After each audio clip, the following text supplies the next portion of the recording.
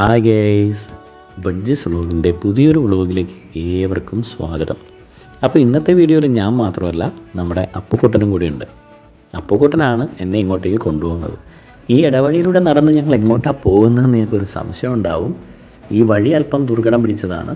പക്ഷേ ഈ ദുർഘടം പിടിച്ച വഴിയിലൂടെ വളരെ ചെറിയ വഴിയാണ്. ഒരാൾക്ക് നല്ല സുഖമായിട്ട് നടന്നു പോകാൻ പറ്റും. ഓപ്പോസിറ്റ് ആരെങ്കിലും വന്നു കഴിഞ്ഞാൽ നമ്മൾ സൈഡിലോട്ട് ചരിഞ്ഞു കൊടുക്കണം. അത്രയ്ക്ക് നാരോ വഴിയാണ്.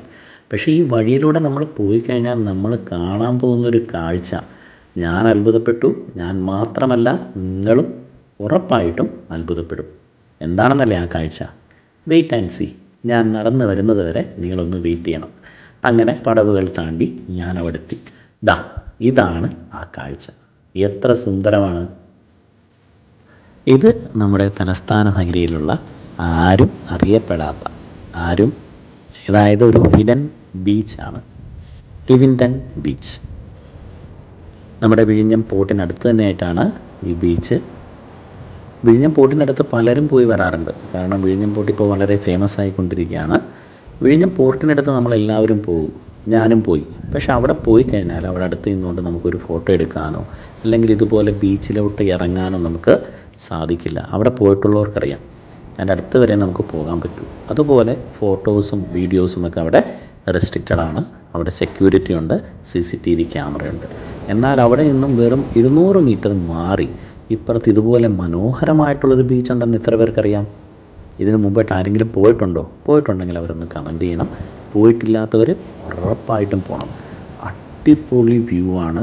നമ്മുടെ സാധാരണ തിരുവനന്തപുരത്ത് പോയി കഴിഞ്ഞാൽ ശംഖുമുഖം, വേളി, കോവളം ഇങ്ങനെയുള്ള ബീച്ചുകളിലാണ് നമ്മൾ പോകുന്നത്. അവിടെയൊക്കെ ഒടുക്കത്തെ തിരക്കുമായിരിക്കും ഇപ്പോൾ വെക്കേഷന് പോയി കഴിഞ്ഞാൽ.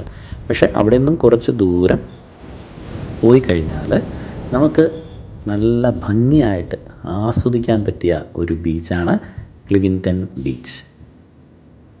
മനോഹരമെന്ന് പറഞ്ഞാൽ അത്രയ്ക്ക് മനോഹരമായിട്ടുള്ള ഒരു ബീച്ചാണ്. അപ്പോൾ ഈ ബീച്ചിൽ, ക്ലിവിൻ്റൺ ബീച്ച്, ഞാൻ പറ്റുമെങ്കിൽ ഇതിൻ്റെ ലൊക്കേഷൻ ഡിസ്ക്രിപ്ഷൻ ബോക്സിൽ ഇടാം. ഇല്ലെങ്കിൽ അതിൻ്റെ തൊട്ടടുത്ത് തന്നെ പാരഡൈസ് ബീച്ച് റിസോർട്ടുണ്ട്.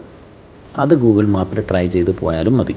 കാരണം ഇങ്ങോട്ടേക്ക് വലിയ വാഹനങ്ങൾ ഞാൻ കണ്ടല്ലോ, ഞാൻ വന്ന വഴി ചെറിയൊരു ഇടുങ്ങിയ വഴിയാണ്. ഈ ബീച്ച് റിസോർട്ടിൻ്റെ മുന്നിലുള്ള റോഡ് സൈഡിൽ വാഹനങ്ങൾ വെച്ചിട്ട് വേണം ഇങ്ങോട്ടേക്ക് വരാൻ. കാരണം വലിയ വാഹനങ്ങളോ 2 വീലർ പോലും ഇങ്ങോട്ടേക്ക് വരില്ല.